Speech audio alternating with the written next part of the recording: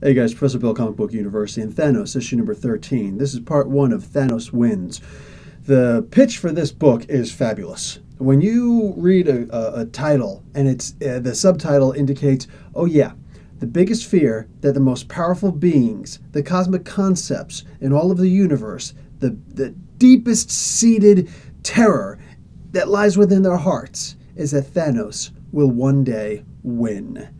Yeah, that's a damn good sales pitch. Holy crap. I can see that elevator pitch now.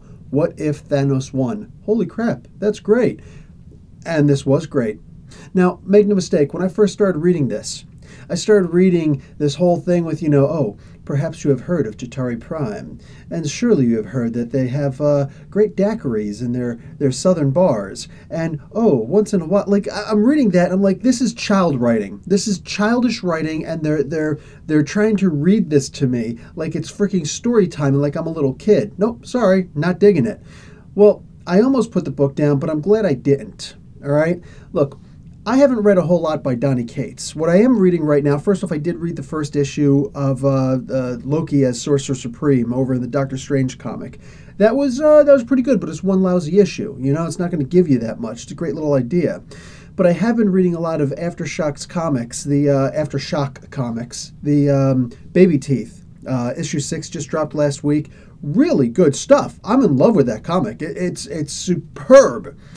But I haven't read some of his other stuff, but I know it's been praised. His Redneck in God Country is apparently out of this world. One of these days I will get around to reading it. One of these days. This is actually a pretty slow week for comics. Maybe it'll be one of these days. Either way, I was reading this, and as it continued, the ideas were out of this world. Probably perfect for a Thanos comic, right? There's a Ghost Rider of the future. I don't think this is Ghost Rider 2099. Doesn't quite look the same. It actually looks more a lot like Lobo. This is like the Marvel Universe Lobo. Donny Cates apparently wanted to write Lobo. So he says, oh, you're going to give me a Thanos comic? Okay, I'm going to make Lobo.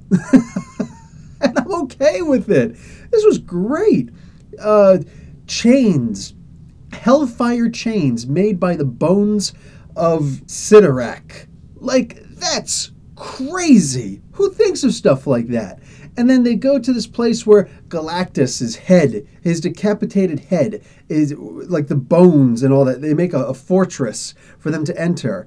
And, guys, I'm going to tell you the ending because it's only going to make you want to read this comic book more and see all the crazy stuff that happens inside as what do you call it? Ghost Rider goes and plays all of his cards, and he shows that he's got a mostly remaining part of the time gem because it looks like somebody took a big bite out of it. The main villain at the end is actually Thanos himself. That's right. Thanos himself summoned Thanos into the future and sent back Ghost Rider, the former Herald of Galactus who still has cosmic powers, to go and get him.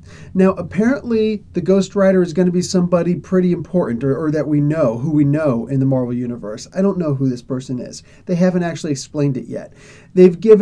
Donny Cates gave a whole bunch of, hints at future spoilers, future reveals. And let me tell you something right now. I am all in.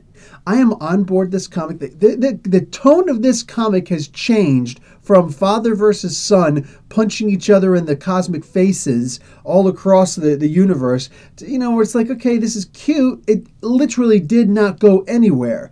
This looks like it might actually have some kind of consequences. Now, I know everything can't have consequences, but this looks like it may. This was pretty impressive. The things that they're promising in the future, that Ghost Rider and Thanos are actually going to wind up becoming best buds in the future.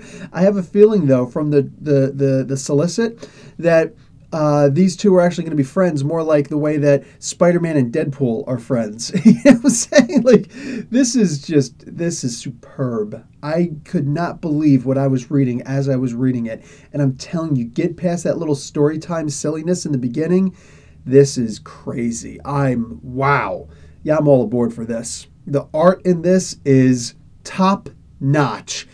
there's not a lot you can complain about. Once you get past those first 5 pages or so, there's not a lot that you can really complain about this book. I honestly believe this is something that needs to be in everybody's pull list.